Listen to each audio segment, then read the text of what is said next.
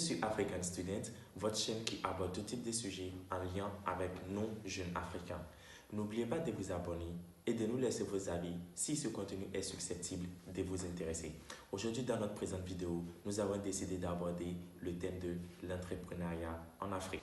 Avant de rentrer dans le vif du sujet, il serait sans doute judicieux de définir d'abord l'entrepreneuriat. L'entrepreneuriat, en une définition plus limpide, un sens plus clair, consiste au fait d'entreprendre. Entreprendre est un terme qui est beaucoup utilisé dans les affaires, dans le monde des affaires.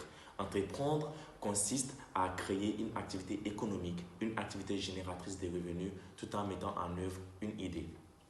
En ce qui concerne les différentes formes d'entrepreneuriat, nous avons plusieurs formes d'entrepreneuriat, à commencer par l'entrepreneuriat par franchise. Entreprendre par franchise, c'est une démarche commerciale qui implique deux principales parties, à savoir le franchiseur et les franchisés.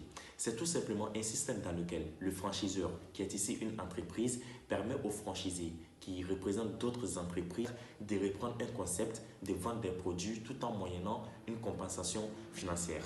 Ensuite, nous avons l'entrepreneuriat par essaimage. On parle d'entrepreneuriat par essaimage lorsqu'un employeur aide ses employés à entreprendre, à avoir leur propre entreprise.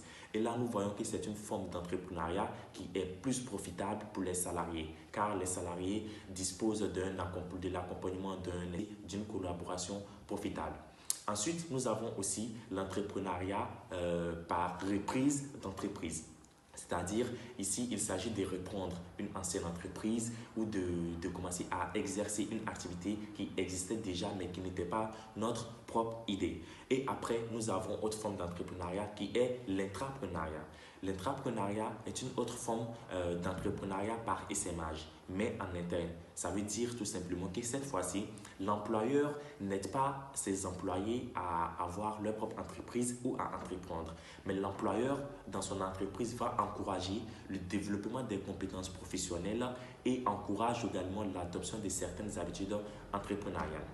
Ensuite, autre forme d'entrepreneuriat à évoquer, il s'agit de l'entrepreneuriat annexe nihilo.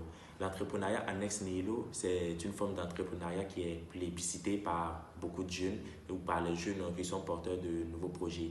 Et cette forme d'entrepreneuriat se base sur la concrétisation d'une nouvelle idée avec un investissement nul ou négligeable. Parce que là, on ne dispose pas de rachat de fonds, on ne dispose pas de moyens nécessaires et il n'y a pas de il n'y a pas d'employeur qui doit nous aider à réaliser notre projet. Enfin, la forme d'entrepreneuriat à évoquer, il s'agit de l'entrepreneuriat social. Comme le dit ici déjà le mot social, l'entrepreneuriat social est plus consacré au peuple. C'est-à-dire, ça ressemble plus au bénévolat, mais cette fois sauf que ici, on veut réaliser du profit, mais pas beaucoup de profit, car on sait que la population ou la cible visée n'est pas assez nantie. Donc, c'est une forme d'entrepreneuriat qui est beaucoup propice pour faire du bénévolat ou pour assister certaines personnes qu'on veut aider ou des peuples qu'on veut aider. Et là, à l'exemple, on peut prendre des bibliothèques, voilà, des bibliothèques qu'on ouvre dans certains quartiers et qui sont ouvertes aux enfants. Mais pour venir visiter ces bibliothèques, ces enfants doivent donner une certaine somme, une toute petite somme qui ne leur coûte pas cher et pour bénéficier du service ou bien pour bénéficier du service de notre bibliothèque.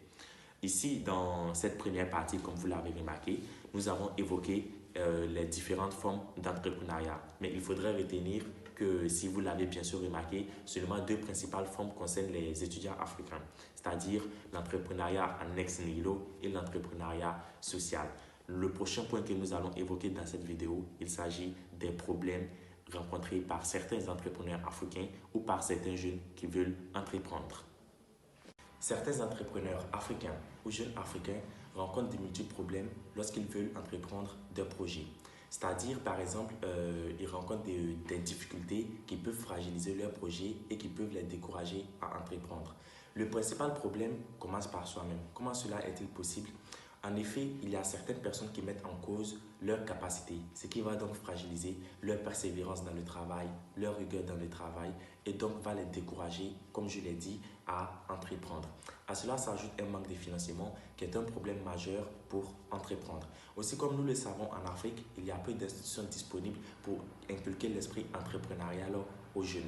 Après, il y a certaines personnes, certains jeunes Africains qui n'ont pas accès à des informations pertinentes. Il arrive que ces jeunes Africains ne savent pas comment créer une entreprise ou quelles sont les démarches à suivre pour pouvoir entreprendre un projet.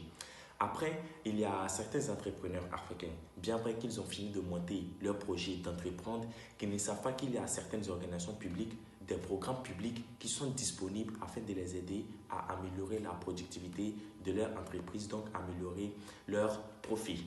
Donc, vous voyez que la jeunesse africaine est beaucoup confrontée à des problèmes qui les découragent ou qui les empêchent d'entreprendre leurs projets. Donc, dans cette première partie de notre vidéo qui parlait de l'entrepreneuriat, vous avez remarqué, comme moi, qu'il existe plusieurs formes d'entrepreneuriat, que même malheureusement, la jeunesse africaine est confrontée à des multiples problèmes pour entreprendre qui se traduit généralement par un manque de suivi et un manque d'esprit entrepreneurial. Je vous remercie.